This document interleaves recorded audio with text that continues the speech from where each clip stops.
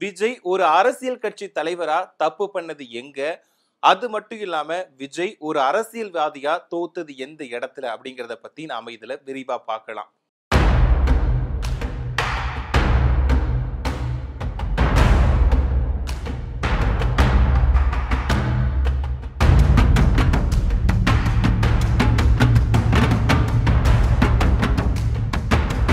அதாவது சினிமாவுல ரொம்பவே டாப்ல இருந்த விஜய் வந்து திடீர்னு அரசியலுக்குள்ள குதிச்சாரு.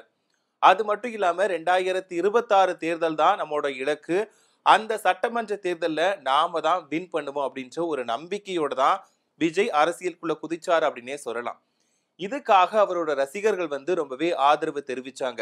அதாவது தொண்டர்கள் அப்படின்னு சொல்ல முடியாது. விஜய்க்கு ஒரு சினிமா ஸ்டார் அப்படிங்கிறதுனால இருக்கக்கூடிய ரசிகர்கள் தான் தொண்டர்கள் அப்படின்னு சொல்லிட்டு இருக்காங்க அப்படின்ற மாதிரி தான் பேச்சு இன்னைக்கு வரைக்குமே இருக்கு. ஏன்னா விஜய் மாநாடு நடத்தினாலும் சரி, பிரச்சாரத்துக்கு போனாலும் சரி, அந்த இடங்களுக்கு வந்து கூட்டம் நிறையவே வருது. பொதுவா ஒரு ஸ்டார் வந்துட்டு ஒரு பொதுமக்களை சந்திக்க போறாரு அப்படின்னு தெரிஞ்சாலே அங்க வந்து நிறைய பேர் வருவாங்க. அது மட்டும் இல்லாம இப்போ விஜய் வந்து ஒரு டாப்ல இருக்கக்கூடிய ஸ்டார். அதாவது தளபதி அப்படின்னு சொல்லிட்டு தூக்கி வச்சு கொண்டாடக்கூடிய நபர் வந்து பொது இடத்துக்கு வரும்போது அவரை பார்க்கிறதுக்கு எக்கச்சக்க ரசிகர்கள் தான் நிறைய பேர் வருவாங்க.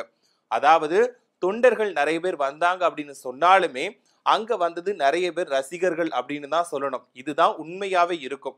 இப்படி இருக்கும்போது தான் நடிகர் விஜய், அதாவது தமிழக வெற்றி கழக தலைவர் விஜய் வந்துட்டு கரூர்ல தேர்தல் பிரச்சாரத்தை முன்னெடுத்து போனாரு. அங்க வந்து கூட்ட நெரிசல்ல 41 பேர் வந்து உயிரிழந்தாங்க. இதுதான் தமிழகத்தையே உலுக்கிய பெரிய சம்பவமா பார்க்கப்பட்டுச்சு. அதாவது இதுக்கு முன்னாடி இந்த மாதிரி ஒரு அசம்பாவிதம் வந்து நடக்கவே இல்ல.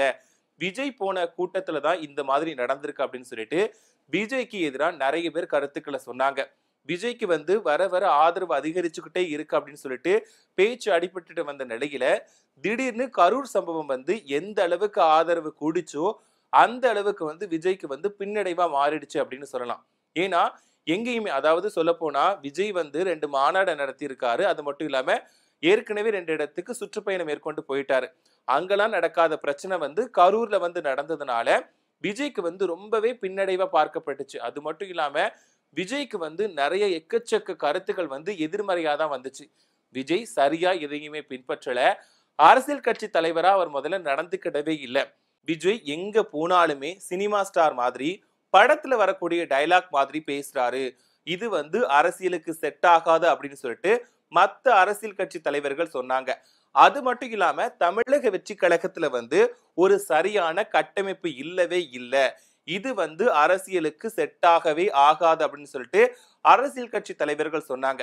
விஜய் வந்து என்ன சொன்னாருன்னா, இதெல்லாம் எனக்கு வர கூட்டத்தை பார்த்து பொறாமையில பண்ணக்கூடிய விஷயம், பொறாமையில சொல்லக்கூடிய விஷயங்கள் அப்படின்னு சொல்லிட்டு விஜய் வந்து அதுக்கு கருத்து தெரிவிச்சாரு.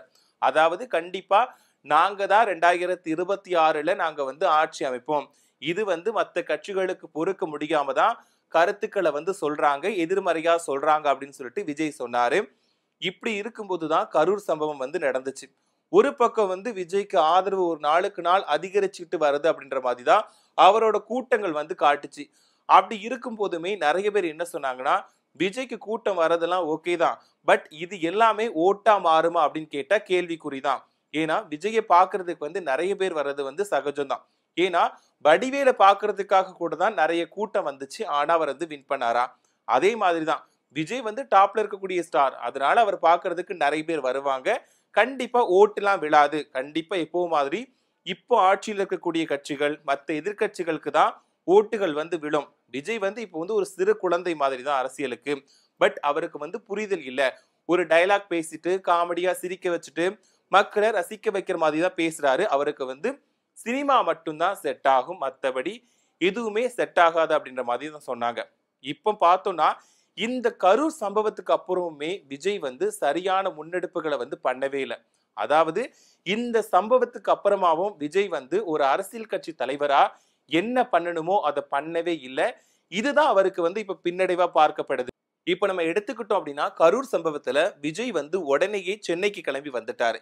ஏன்னா அங்க வந்து உயிர்கள் பலி போயிடுச்சு. அப்போ வந்து விஜய் வந்து ஒரு அரசியல் கட்சி தலைவரா என்ன பண்ணிருக்கணும், கண்டிப்பா அந்த இடத்துல இருக்கக்கூடிய பொதுமக்களை போய் பார்த்திருக்கணும். பொதுமக்களுக்கு வந்து அசம்பாவிதம் நடக்காம தடுத்திருக்கணும். அதாவது தாமேல அடி விழுந்தாலுமே பரவாயில்ல, மக்கள் வந்து அவரை தாக்குனாலுமே பரவாயில்ல, அதாவது தனக்காக வந்த பொதுமக்களை வந்து பாதுகாக்கிறதுல மட்டும்தான் விஜய் வந்து அந்த இடத்துல பண்ணி இருக்கணும். பட் வந்து விஜய் என்ன பண்ணாருன்னா, தன்னை காப்பாத்திக்கிறதுக்காக விஜய் வந்து சென்னைக்கு கிளம்பிட்டாரு அப்படின்ற கருத்து தான் இப்போ முன்வைக்கப்படுது. அதுதான் விஜய் பண்ண முதல் தப்பு. ஏன்னா அந்த சம்பவம் நடந்த உடனேயே விஜய் வந்து அந்த இடத்தை விட்டு கிளம்புனது மிகப்பெரிய தப்பா வந்து பார்க்கப்படுது. அது மட்டும் இல்லாம இன்னொன்னு என்னன்னா, தமிழக வெற்றி கழகத்துல சரியான கட்டமைப்பு இல்ல. அதாவது திமுக, அதிமுக அப்படின்னு மத்த கட்சிகளோட மாநாடா இருக்கட்டும், பிரச்சாரமா இருக்கட்டும், அந்த கூட்டங்கள் எல்லாமே நடக்கும்போது ப்ரீ பிளான்டா ஒண்ணு பண்ணுவாங்க. என்னன்னா, அந்த கட்சியில இருக்கக்கூடிய நிர்வாகிகள், தொண்டர்கள் எல்லாருமே தாங்க அழைச்சிட்டு போற பொதுமக்களை பாதுகாப்பா கொண்டு போயிட்டு, அவங்கள அந்த கூட்டம் முடிச்சதுக்கு அப்புறம் பாதுகாப்பா கூட்டிட்டு வருவாங்க. அதாவது அதுதான் கட்டமைப்பு. என்னன்னா, ஒரு கட்சியில இருக்க நிர்வாகிகள், தொண்டர்கள் என்ன பண்ணுவாங்க அப்படின்னா, ஒரு மாநாடு நடக்குதுன்னா, தாங்க கூட்டிட்டு போறவங்கள வந்து பத்திரமா வீட்டுக்கு போய் சேர்க்கிற வரைக்கும் அந்த கட்டமைப்பை வந்து ஒழுங்கா பின்பற்றுவாங்க. அதாவது அந்த விதிமுறைகளை கரெக்டா பின்பற்றுவாங்க. ஆனா விஜய்க்கு அழைச்சிட்டு வரப்பட்ட பொதுமக்கள் கூட்டமா இருக்கட்டும், அது வந்து தமிழக வெற்றி கழகத்தால அழைச்சி வரப்பட்ட பொதுமக்கள் கிடையாது. ஏன்னா இது வந்து ஒரு நடிகர் விஜய பார்க்கறதுக்காக வந்த ரசிகர்கள் கூட்டம் தான். அதுதான் பொதுமக்கள் வந்து அங்க கூடுறதுக்கு வந்து வாய்ப்பே கிடையாது. விஜய் ஒரு நடிகர் அப்படிங்கிறதுனால மட்டும்தான் கூட்டம் அங்க அதிக அளவுல வந்துச்சு.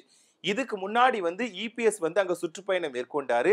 அதே இடத்துக்கு தான் போயிருந்தாரு. பட் மக்கள் கூட்டம் வந்து அந்த அளவுக்கு வரல. ஏன்னா இபிஎஸ் வந்து ஒரு அரசியல் கட்சி தலைவர் மட்டும்தான். பட் இங்க விஜய் வந்து ஒரு சினிமா ஸ்டார் அப்படிங்கிறதுனால அவரை பார்க்கறதுக்கு வந்து நிறைய பேர் கூடுவாங்க. அந்த இடத்துல தமிழக வெற்றி கழக நிர்வாகிகள் வந்து ஒரு கட்டமைப்பை சரியாவே பயன்படுத்தவும் இல்லை, பின்பற்றவும் இல்லை. ஏன்னா அந்த கட்டமைப்பு வந்து தமிழக வெற்றி கழகத்துக்கு இல்லவே இல்லை அப்படின்னு சொல்லலாம்.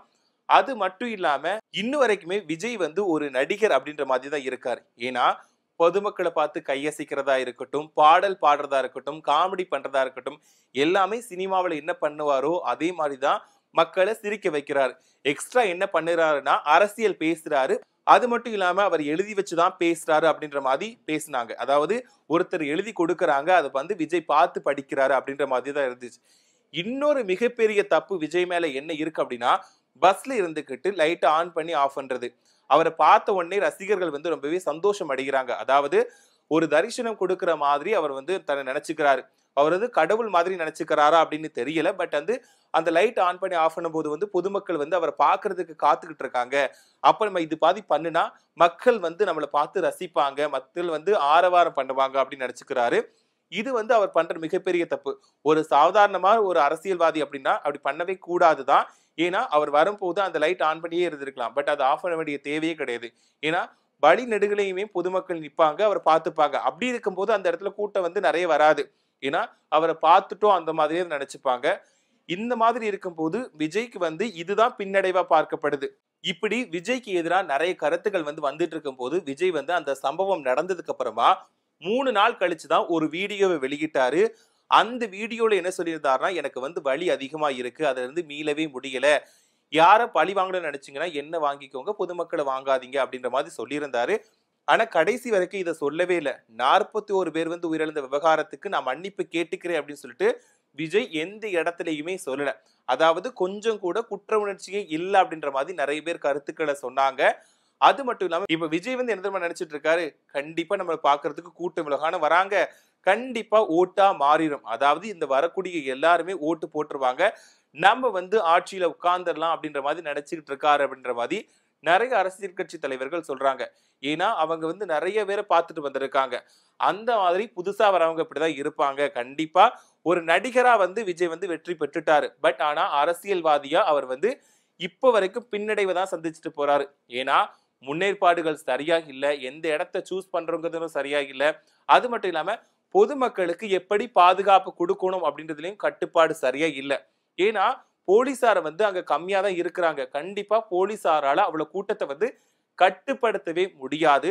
இப்படி இருக்கும்போது விஜய் வந்து அந்த பிரச்சாரத்திலிருந்து உடனே கிளம்பி போனதுதான் அவரோட அரசியல் தோல்வியா பார்க்கப்படுது.